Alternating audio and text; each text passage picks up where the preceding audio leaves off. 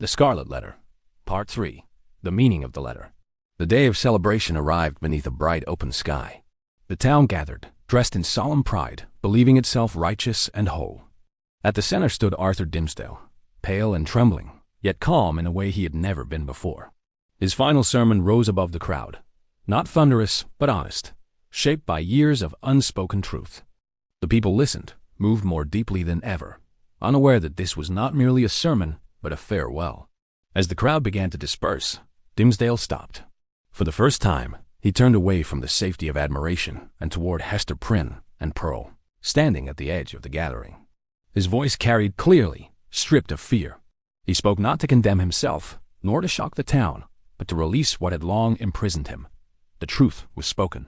The crowd reeled, stunned by the revelation that the man they revered had lived under the same burden of sin they had punished so harshly in another. Dimmesdale's confession was not dramatic. It was quiet, sincere, and final. In acknowledging his truth, he found peace at last.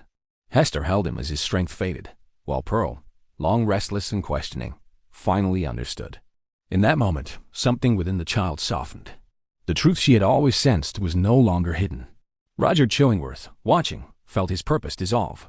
With the secret exposed, his quiet vengeance lost its power. Without another's suffering to sustain him, he became empty, a man consumed by his own bitterness. Soon after, he faded from the world he had narrowed to a single obsession. Time moved on. Hester left the town for many years, but eventually returned, older, calmer, unchanged in one visible way.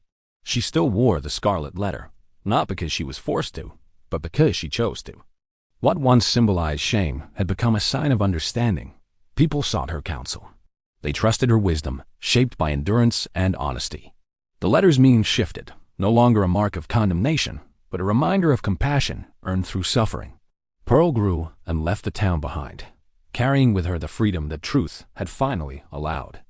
The settlement remained as it always had, orderly, watchful, certain, but one story lingered. A story of a woman who endured judgment without surrendering her dignity, of a man who found peace only through honesty, and of a single letter that proved meaning is never fixed. It changes with courage, truth, and time.